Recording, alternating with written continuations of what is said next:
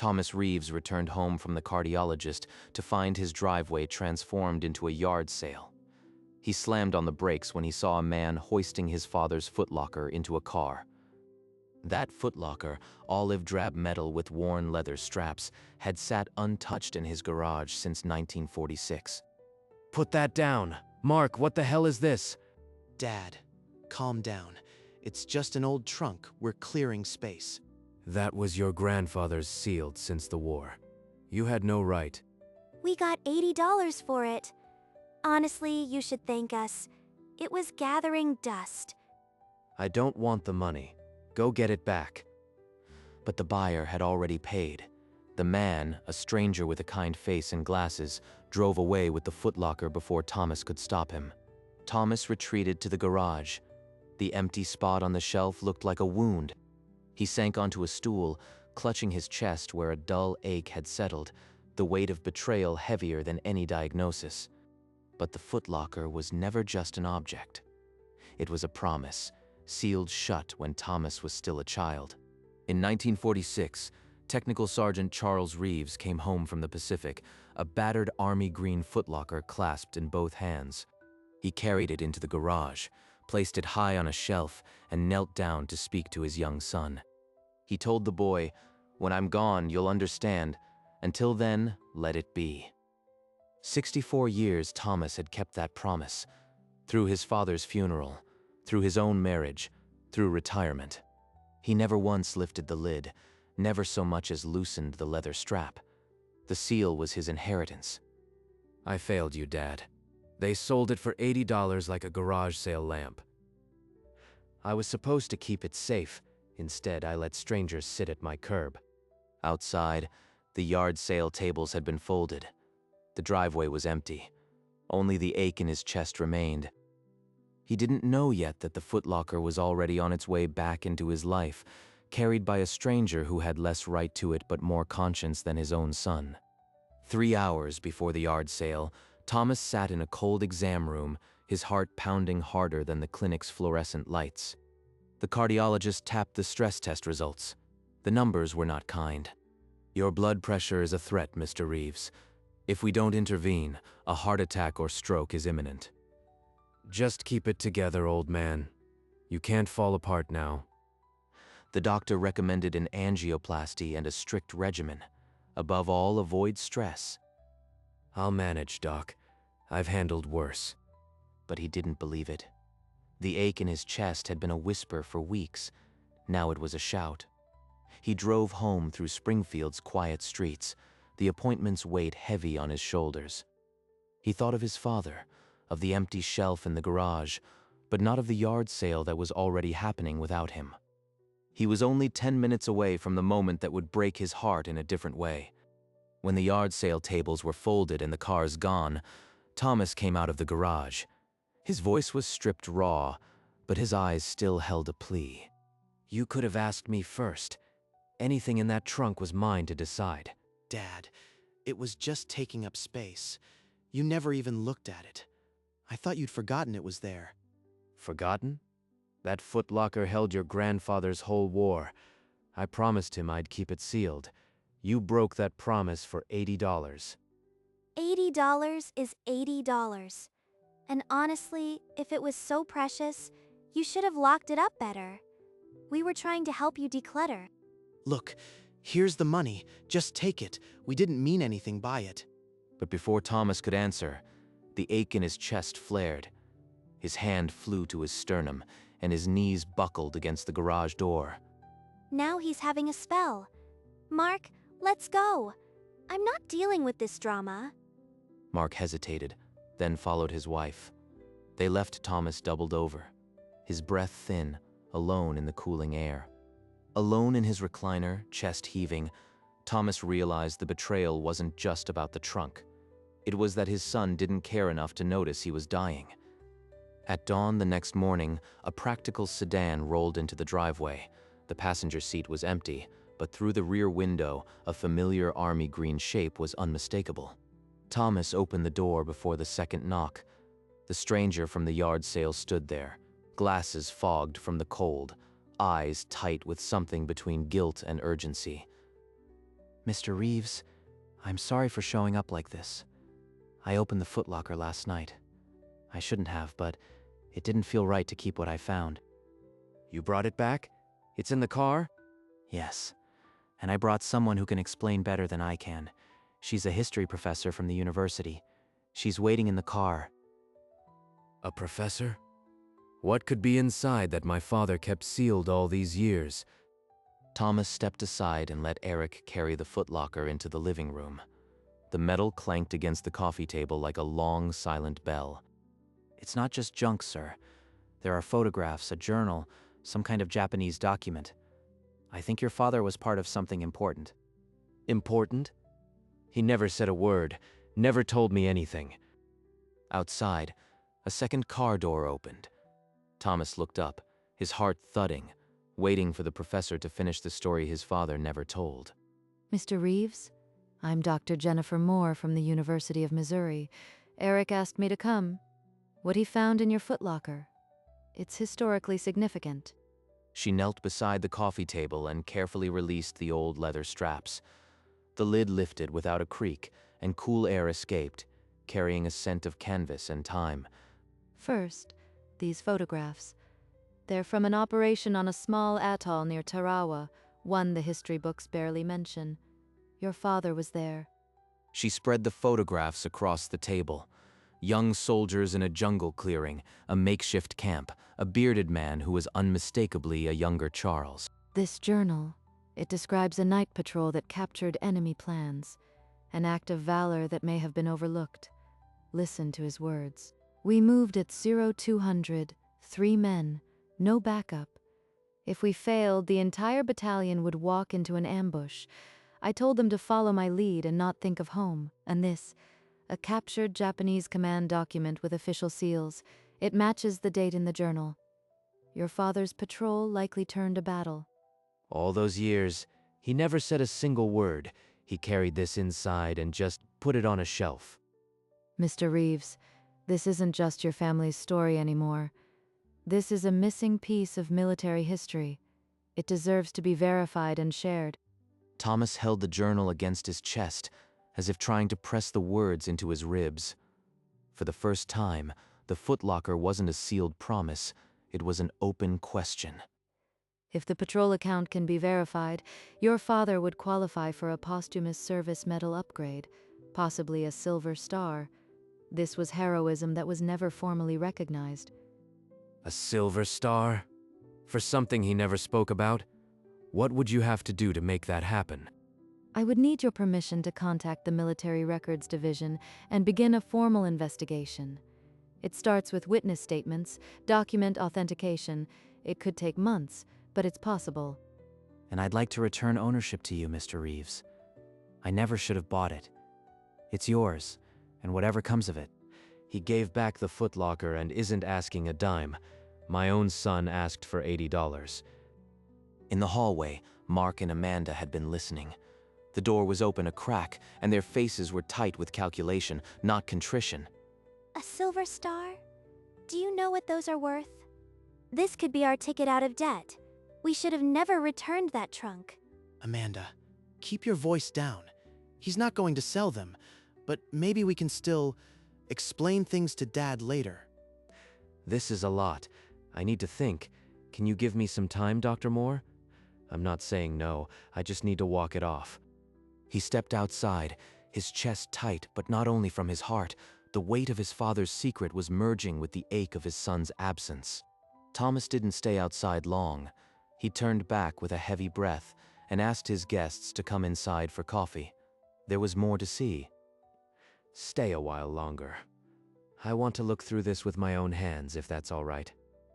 They gathered around the table again, and Thomas opened the journal himself. The pages were brittle, but his father's handwriting was steady as a heartbeat. He sketched his comrades, too. This one he labeled Fish, a soldier with a crooked smile. You can see the care he took. Thomas traced the drawing with his thumb. Then he turned to an entry that made his own breath catch. December 1944. I held a photo of Ellie today. Tommy must be 3 now.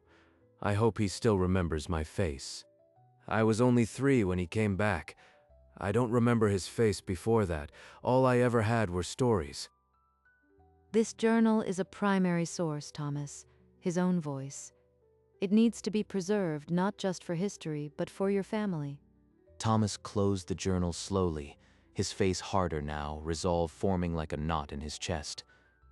He nodded, but didn't yet give the final word. The decision was too immense to rush, and his heart was a fragile vessel for all that weight. The hallway door swung open. Mark and Amanda stepped into the living room, their eyes locking on the open footlocker like it was a prize they'd already lost. That trunk was sold fair and square. You can't just give it back. It belongs to us now. I paid $80, ma'am, but after I saw what was inside, I couldn't keep it. It's Mr. Reeves' property, and I'm returning it. Dad, think about it.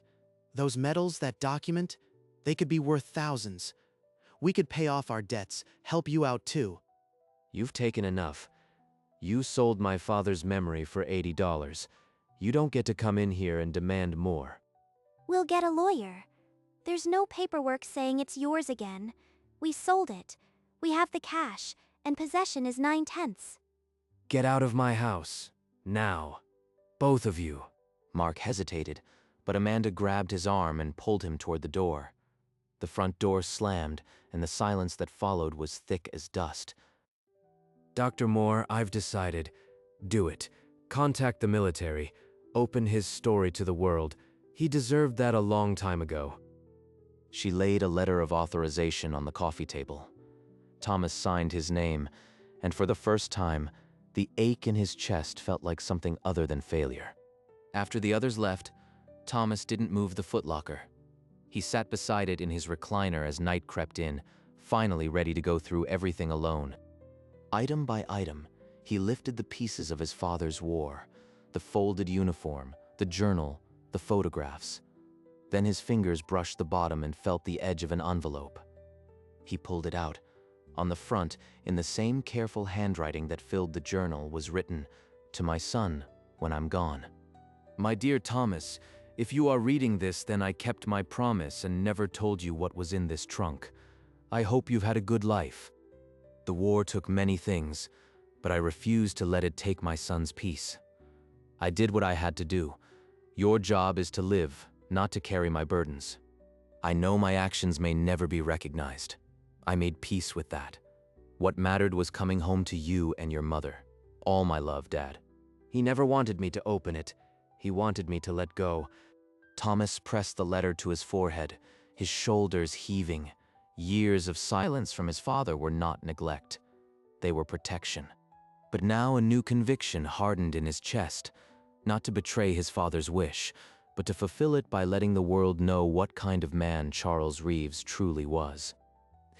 You gave me peace, Dad. Now I'll give you honor. In her cramped university office, Dr. Jennifer laid the journal beside the captured Japanese document. The dates aligned perfectly, and the described ambush matched the orders Charles's patrol had intercepted. Dr. Moore, you found something? It's a match, Thomas. The document corroborates everything. Your father's valor is real. I'm submitting the medal upgrade request today. Thomas smiled, but the smile twisted into a grimace as a familiar vice clamped around his chest. The phone clattered to the floor. Dr. Jennifer's voice echoed tiny and distant from the receiver, calling his name. By the next morning, Thomas sat in the same cold exam room, the stress test pamphlet crumpled in his fist. The cardiologist didn't soften the words. Schedule the angioplasty now, or you won't see spring. Just hold on. Just a little longer, until I see his name where it belongs. He walked out of the clinic with a date on a card, and a prayer that his heart would keep time long enough. Just let me see it, Dad. That's all I ask. 18 months passed. The angioplasty succeeded, and Thomas reclaimed his strength, though the house grew quieter than ever. Then a letter arrived, bearing the seal of the Department of the Army. It read, "The review board has unanimously approved the upgrade. The Silver Star will be presented in a ceremony at the National World War II Museum." Dr. Moore, it's real. They're giving him the Silver Star.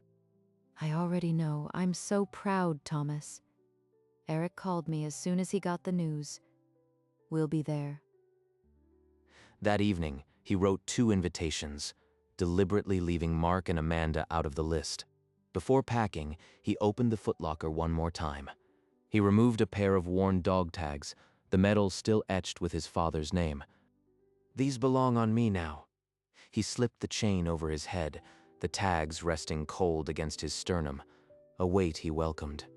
At the Springfield airport, Thomas boarded the flight to New Orleans alone, his father's honor finally taking flight with him. Inside the museum's grand lobby, Dr. Jennifer waited with a smile.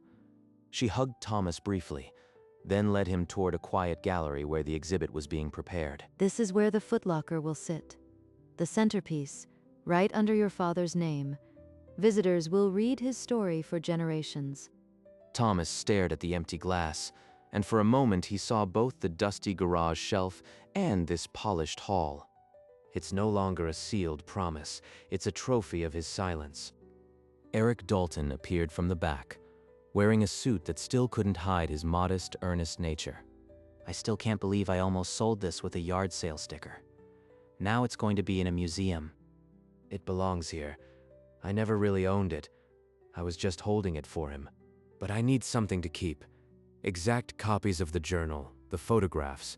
I can't lose his voice again. We've already arranged it. High-quality reproductions will be shipped to your home. Your father's legacy lives on in both places. Thomas touched the cold glass of the display case, and the ache in his chest was no longer pain, it was purpose.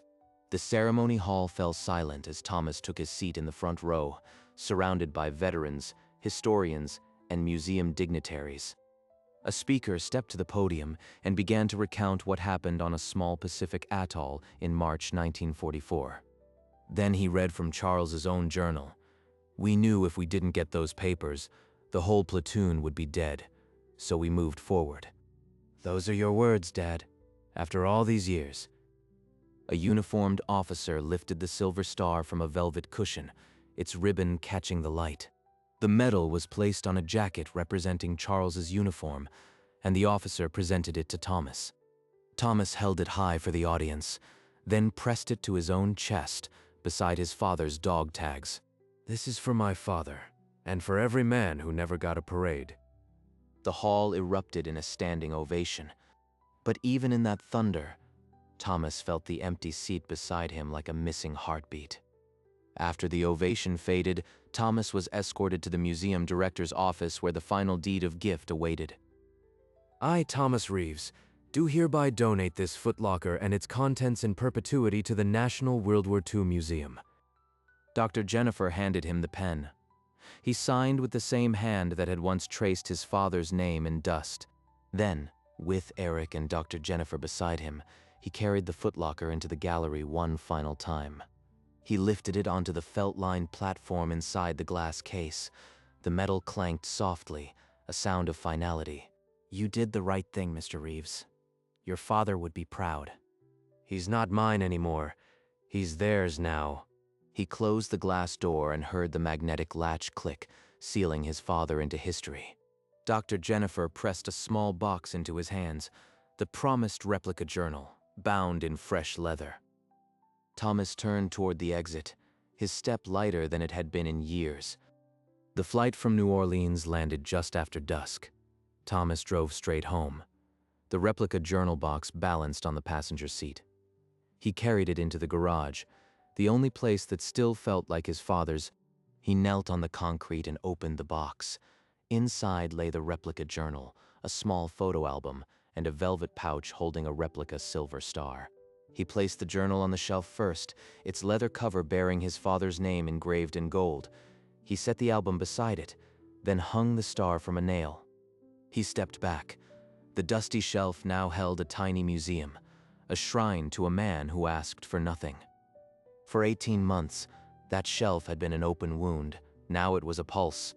Thomas pressed his fingers to his own chest, over the dog tags, and nodded once. That evening, the landline in the living room shattered the silence. The caller ID glowed. Mark Reeves. Thomas stared at the name. He hadn't spoken to Mark since the day he threw him out. He let the phone ring once, twice. On the fourth ring, he picked up. Mark? Dad, I heard about the ceremony.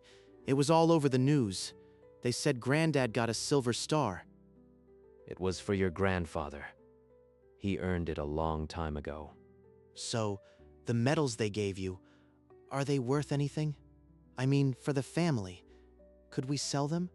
Yes, they're worth more than you'll ever understand. He set the receiver back into its cradle with a quiet click that sounded like a door locking. What did he say? Is he finally going to share some of that inheritance? He said they're worth more than I'll understand. Then he hung up. That's it? That old man is sitting on history and won't even help his own son? Mark didn't answer. He just stared at the countertop, a long silence settling like a final door closing. In his living room, Thomas sat back in his recliner, his father's dog tags rising and falling with each steady breath. He's so selfish. After everything we did for him, clearing out that garage. Mark didn't look up. He turned the phone over in his hands, the screen dark. The words his father had spoken played on a loop inside his skull, worth more than you'll ever understand. Are you even listening to me? Mark's throat tightened, but no words came. He just stared at the counter's edge.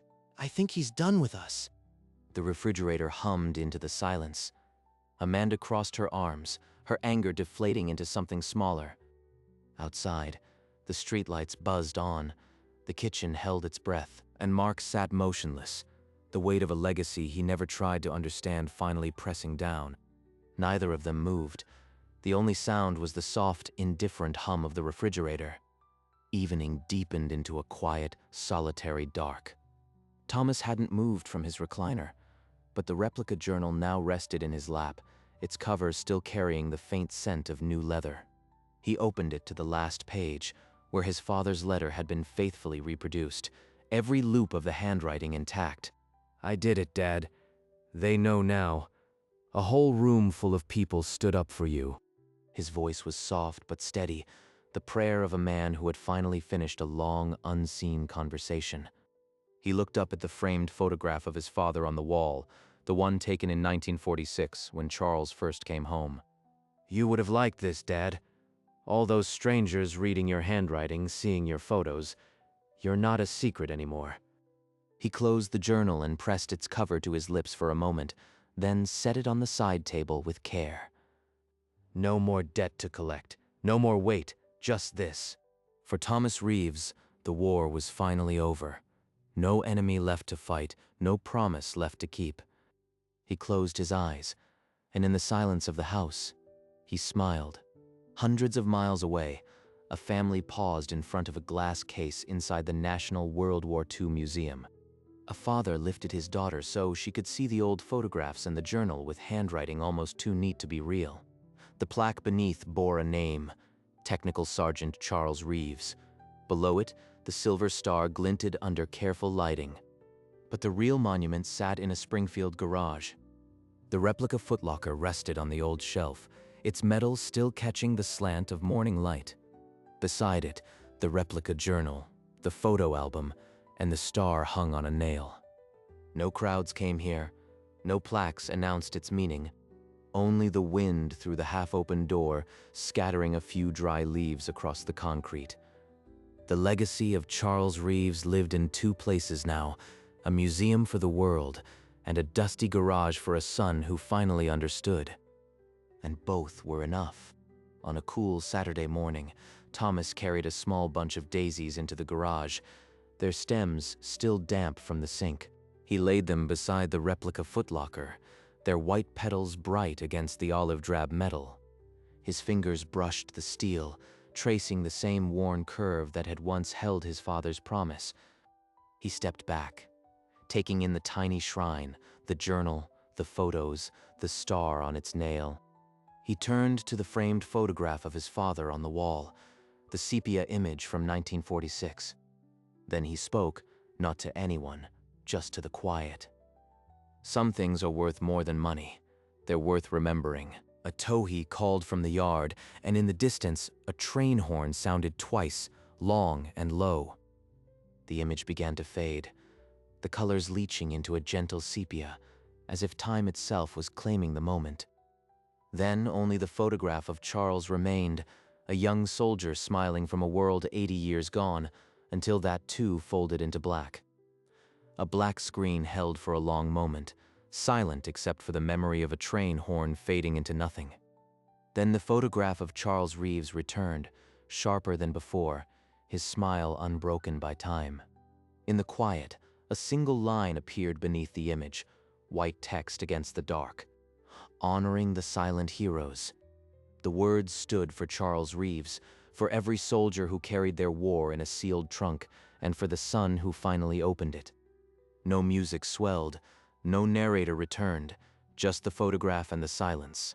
Then the image shrank to a pinpoint of sepia light, as if a camera shutter was closing for the last time. And then there was nothing. Only the quiet hum of a story that had finally been told. Fade to black end.